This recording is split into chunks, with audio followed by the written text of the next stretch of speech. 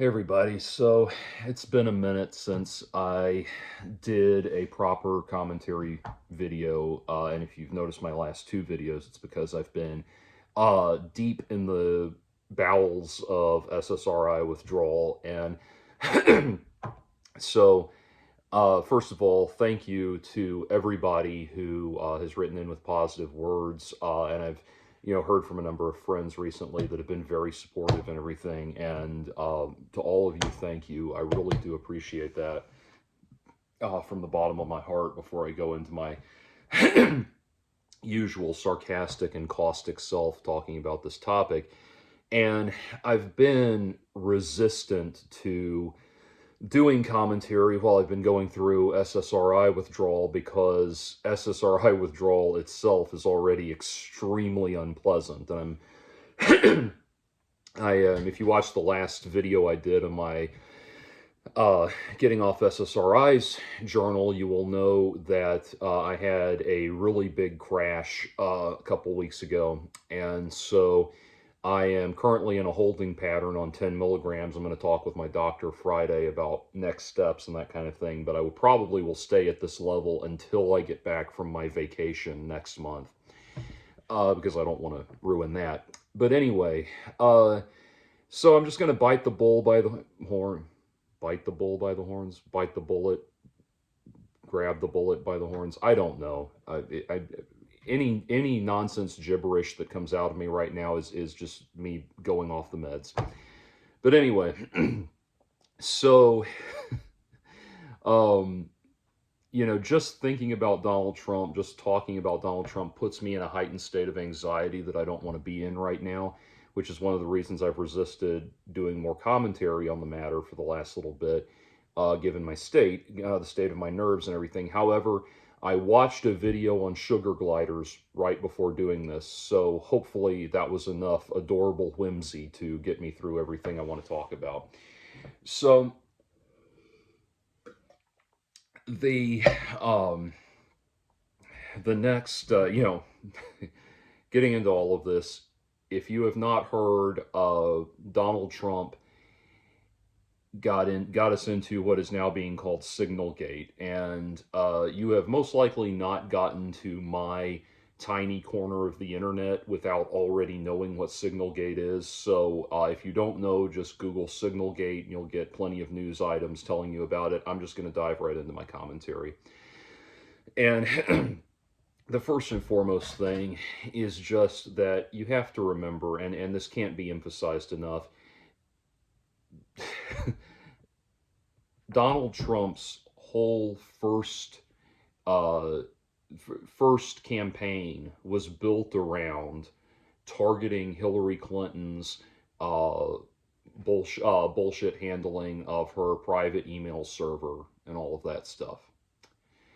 And for that reason, I don't want to call this a shark jumping moment for the Trump administration, but especially because, like, with Donald Trump, the shark was jumped decades ago, and he's just been sailing over an endless sea of sharks ever since. I mean, this is not. This is far from the definitive time where he lost all of his credibility, but it is the moment at which there cannot even be any more the illusion of support for Donald Trump, of legitimate support for Donald Trump. There is, if you are a Trump supporter, by now the only Trump supporters that remain are the diehards, the ones that chanted "lock her up" throughout the first campaign cycle, and there is no defense here. You have nothing. You are a mouse in a maze without exit at this point. And I know you're going to want to write in and say, yeah, but that was the same, the journalist that reported it was the same one who said blah, blah, blah, and he also said blah, blah, blah. Okay, I already heard what Pete Hegseth said. You don't have to try to repeat what he said as if it's actually your singular opinion. And everything that Pete Hegseth said is bunk now anyway, because the White House has acknowledged that there actually was this breach. So you're out of options. You get to now at this point decide whether you want King Donald or you want the United States of America. And, you know, frankly, you would not, uh, this sort of thing would not have happened under Kamala Harris. It would not have happened under a second Joe Biden presidency. Yes, there would have been a continual litany of nonsense like, drag queens in the White House and all of that.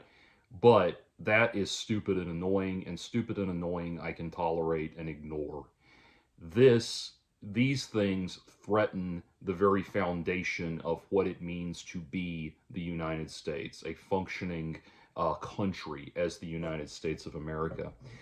And there's not a whole lot of unique commentary I can add except to say this, which is that, you know, past presidents have had things that flirted with the kinds of things we've seen over the last 2 months from the Trump administration.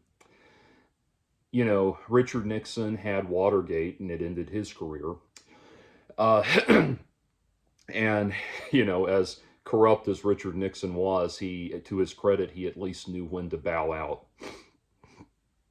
And when, and then you had Ronald Reagan had the Iran-Contra affair, which came dangerously close to putting Ronald Reagan on trial for high treason until Ollie North stepped in. And you had, the Bush 1 presidency, which was effectively derailed by him running on a platform of read my lips, no new taxes, and then hiking the taxes. And then, it on and on it goes with Bush 2. Bush 2 at the time, I remember, living through that and thinking there could not be a more scandal-ridden president than Bush 2. And when you step back and think about it, like, the scandals surrounding Bush 2, yeah, there were more than usual and he got away with it, but I mean, ultimately you're talking about like 5 things, 5 big scandals. I'm pulling that number out, but just, there was a handful of big scandals, the bungling of 9/11, invading the wrong country, all of that. But he had a few more than most. But any president who had any kind of one of the kind of scandals that Donald Trump has had in the last 2 months, it would have either been the end of their presidency or it would have come to define their presidency to such a degree that their reputation never recovered. And Donald Trump gets some kind of special exemption somehow. And, now with the blatant hypocrisy of Signalgate, you who claim to be Trump supporters, you who chanted lock her up, you have nothing nothing left to stand on at this point. That's why I'm commenting on this topic right here and right now. This is the point at which you cannot even continue to pretend to have something to stand on. In the next like I said, I'm going on vacation in a couple of weeks, and in that time there will be, more scandals of this caliber. I mean, this is not even talking about the young man who was the young man who was deported because of a tattoo he had that was misinterpreted as a gang symbol.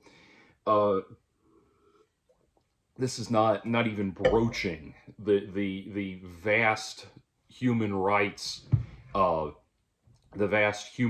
violation that has been the Donald Trump handling of handling of this whole immigration thing. I mean, it beggars belief how much we have seen fall apart and shit the bed in 2 months' time.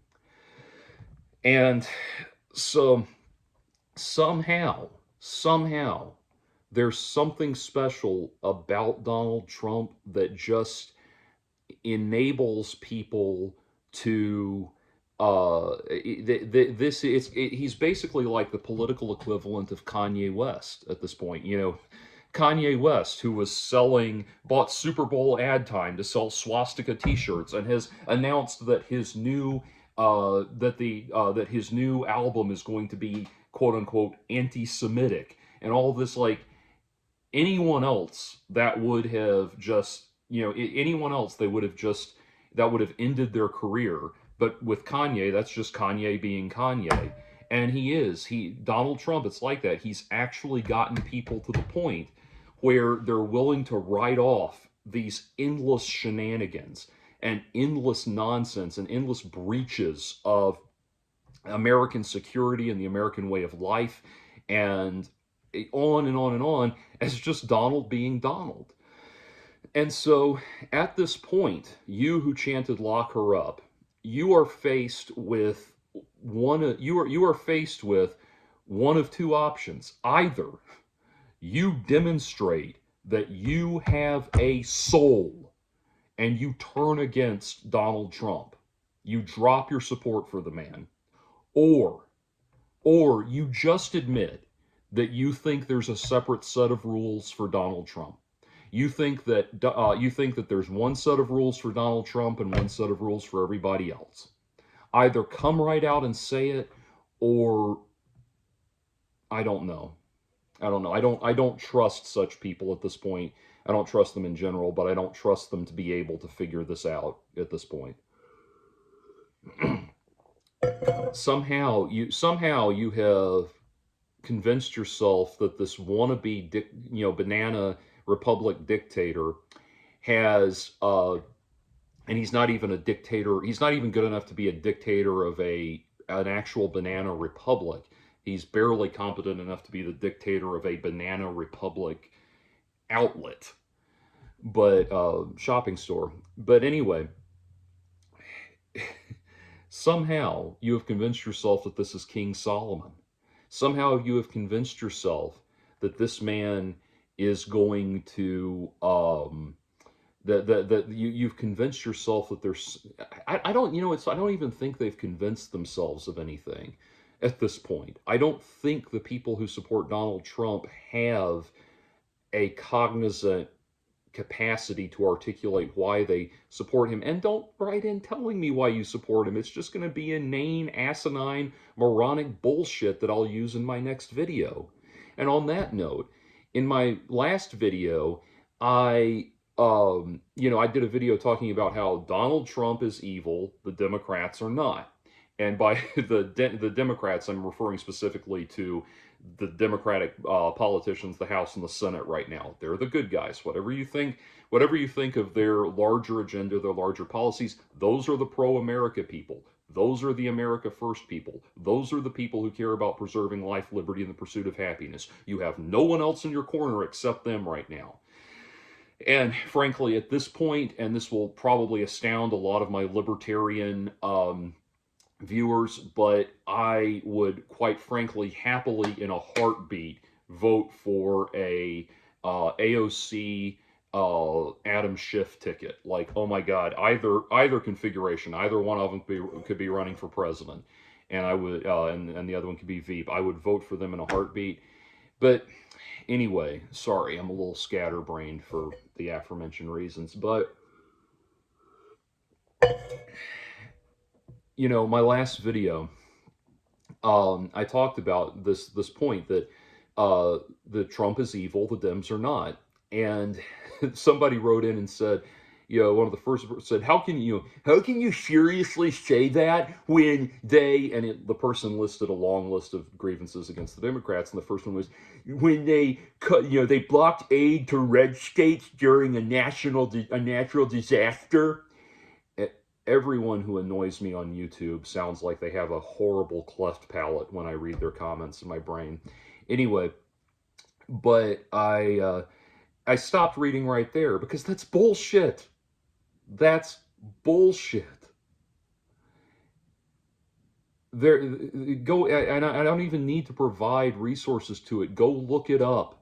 That claim that the Democrats were denying We're denying federal aid to red states because they were red states is complete horse shit. It is completely made up and comes from nowhere except the bloated, corroded brain of Donald Trump and the Borg hive mind that feed off of him. And that's what's amazing is the person that said that, the heinous cleft palate that said that, actually began with saying, like, look, man, I don't think I hate Donald Trump too, but you have to admit the Democrats did blah blah blah blah blah. And it's like, stop and think for a minute. If you are someone, the effect of Trump is so pernicious and so toxic and so all-encompassing that if you try to have a moderate opinion on Donald Trump, he controls how you think. If you try to have a moderate opinion on Donald Trump, that moderation demands that you believe the lies of Donald Trump. And that is why whatever, this whatever this psychological disease is that is consuming MAGA, what you really have to do, the people that this video should really reach are the people on the fence who, pardon me, the people on the fence who are somehow on the fence at this point. Either declare, I am dumb fuckus of Borg, you will be assimilated. Either go that way or oppose Donald Trump. How you could be fence sitting at this point is insane. If the founding fathers could see the current state of this country, they would be dumbfounded as to how there could be anyone in the country they set up that supports Donald Trump. This feudalistic buffoon that wipes his ass with the Constitution on a daily basis. And so that's where we are right now. And I will say that there's one thing that gives me hope, and it's how much cussing the Democrats are doing. I just watched Adam Schiff's YouTube, which his YouTube videos are phenomenal because he is copying the very formula that, like, the Daily Wire and and YAF and PragerU and all these people used to reach reach the young, not kids, but the youth market on YouTube and everything, get through to them. He's doing exactly that. He's cussing in his videos. He's using clips, funny clips from movies and everything. He's getting down to the level that they're at, and he's doing a beautiful job of it. A beautiful job. But he called it a massive fuck up. He was speaking to, I believe, Jimmy Kimmel the other night, and he said, when Trump goes low, we will go high, and and when he goes lower, he can go fuck himself, something to that effect. But it was that's not the exact wording, but it ended with he can go fuck himself. Excuse me. Ended with he can go fuck himself. And yes, thank God that they're finally cussing, that Pete Buttigieg put up a video commenting on Signalgate and explained that it is a massive fuck up. Yes, because cussing means people are angry. Cussing from dignified, prominent people like that means that they're angry. It means they're rolling up their sleeves. It means they're ready for the fight. They are ready for the fucking fight. And those are the people you really need to get behind. The people that I'm rooting for more than anybody right now are Alexandria Ocasio-Cortez, Adam Schiff, and Pete Buttigieg, and, believe it or not, Bernie Sanders. The people that are fighting this fight. Those are the two options. And it's funny, it occurs to me as I say this, I'm sure I'll probably get a lot of snide comments about people telling me to get back on my meds and that I'm only thinking about this because I'm going off, or thinking this way because I'm going off my medication.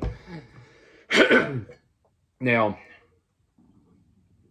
one thing I've had to learn, and I'm very slow to learn a lot of things, unfortunately, but one thing I've had to learn is who's, when to value and not value people's opinions. And as I started going off my medication and I started talking about it, I thought, well, there's people that'll make fun of me for going off my medication. And then I thought, well, why would I value the opinion of people who make fun of people for suffering debilitating medical conditions? I mean, that kind of thing. But I'm sure there'll be people who want to do that. And that's the thing that gets to me the most. And just to wear my heart on my sleeve is the people whose answer is to gaslight. And within that is a subset of people that have been on my mind lately, which is the people who seem to be gaslighting in good faith. I have had multiple people, as I've commented on Trump, I've had multiple people say, you really need to be careful with these videos, Jordan. You're starting to sound like you did back when you made all those videos about insert name of random YouTuber that has not been relevant in many years. Variations on those comments, or comments with that variation on them, different people I've gone after. Look, man, you are not wrong that I have an obsessive streak in my nature and a tendency to a tendency towards let's say the dramatic in the way I articulate things and go after different causes and things that I believe in and that sort of thing. And you are totally right that you are totally right that in the past I have gone on the offensive, the verbal offensive against people who were ultimately just flash in the pan YouTubers that did not amount to very much in the grand scheme of things. You are right about that. The problem is you can't seem to understand that this is several thousand orders of magnitude more significant than that. This is not simply this is not simply some boneheaded YouTuber with ideas I don't like that I'm blowing way out of proportion. This man that we are talking about right now, in 2 months, just 2 months back in office, has become the reason that the United States is no longer referred to as the leader of the free world. How do you not understand that that's more important than me sitting here being like, yeah, so and so said that they were going to deliver on their project, and it's been, it's now been 15 seconds past the delivery date, and they have not produced anything. I can talk like the cleft palate idiot sometimes too. I mean, don't get me wrong. I'm not excluding myself from that, but this is way more significant than that.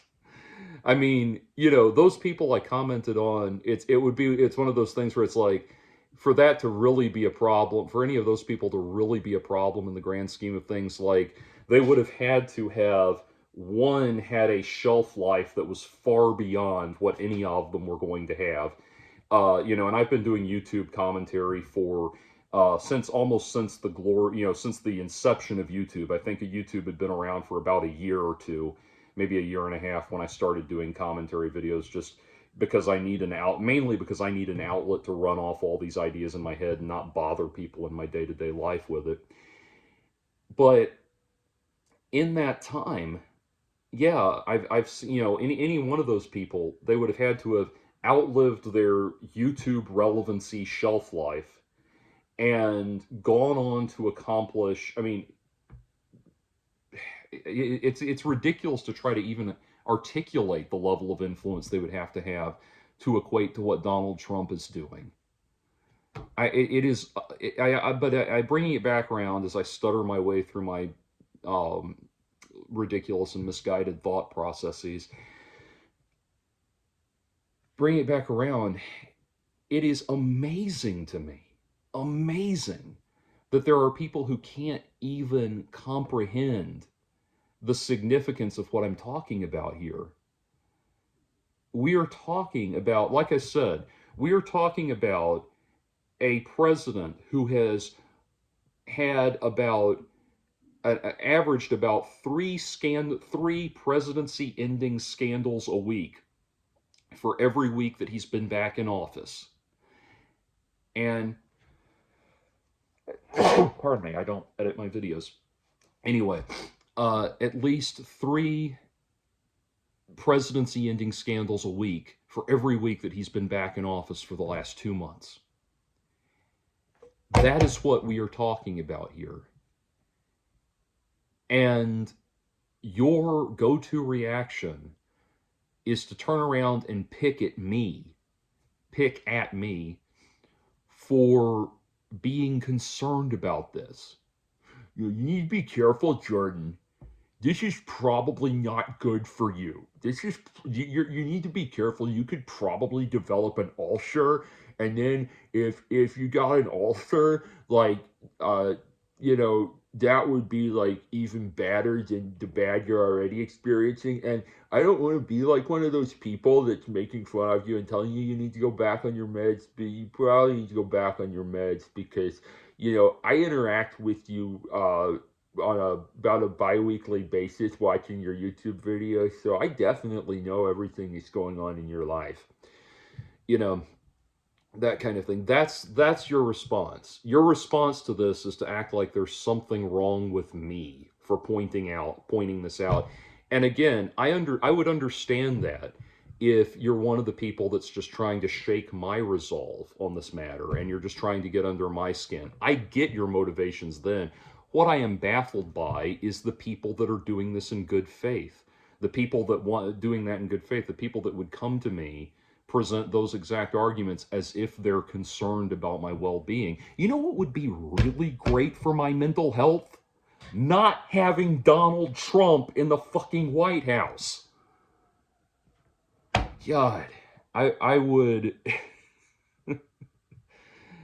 I would again, I try not to disclose personal stuff, but I was having a conversation with somebody on the phone the other day who asked me if they thought it was really a good idea for me to be going on vacation with the world like it is right now, and with the money of the economy of the country up in the air and all this, doing this luxury thing. Not that I'm spending a lot of money on this, but going on vacation, and are you sure it's a good idea to be out traveling right now and all this stuff? And I was like, Donald Trump was not president when I planned this, and everything in the world was pointing towards Kamala Harris being the next president when I planned this. The one thing I can say, though, is that James Carville did say a few weeks ago that the Trump presidency was going to collapse within 6 weeks of him making that remark, and Signalgate could be it. The problem is the only thing that's preventing, as I wrap this up, the only thing that is preventing this from ending the Trump presidency is the overwhelming stupidity of so many people. Like, George Carlin said, you have, if you want to know how stupid most people are, think about how stupid the average person is. Half the people are stupider than that. And that's very apropos. That's very descriptive of where we are as a country right now. Because here's the thing. The nanosecond you try to start explaining to people why something Trump did is wrong, their eyes glaze over. Because it's kind of like, when the movie Eternal Sunshine of the Spotless Mind came out, and in promotional materials, they had to just abbreviate it to Eternal Sunshine because most people aren't going to pay attention that long of a title. That's the kind of person you're dealing with when you have to try to get across how horrible Trump is. And that's the thing, the Trump people know how to market to these people. They know that most people don't care and don't and can't care to understand the intricacies of the vast bureaucratic network that's necessary to maintain a functional democracy. They know that they don't have time for that. You have to get them in 2 words. You got 2 words. You've got to convince them of your entire side in 2 words. And Trump, that is the one thing you can give Trump credit for. What did they come up with that sank, Kamala Harris, who would have been an objectively better president on every possible metric. What did they come up with? 2 words: tampon Tim. That's it. That's the level that you're at. The people who vote for Donald Trump don't understand much, but they understand how absurd it sounds to put tampons in the boys' bathroom. And they know how to, and the Trump people, they know how to market to those people. That's why I'm so glad Adam Schiff is cussing. And I'm glad Pete Buttigieg is cussing. I think I've heard Alexandria Ocasio-Cortez do some cussing. Because, people don't understand, again, a thoughtful and contemplative breakdown of all of the current problems. They understand this is fucked up. This is fucked up. That's what they get. That's what they understand. And, I think we always talk about, like, kids these days, blah, blah, blah, blah. But I have noticed that people my age tend to be a lot more comfortable, and I'm one of these people too, tend to be a lot more comfortable swearing around children than they were in the past. In my day, which was like the last of, I think the millennials got the very last of vintage parenting, let's call it, before like Gen Z or Generation X became parents and all of that.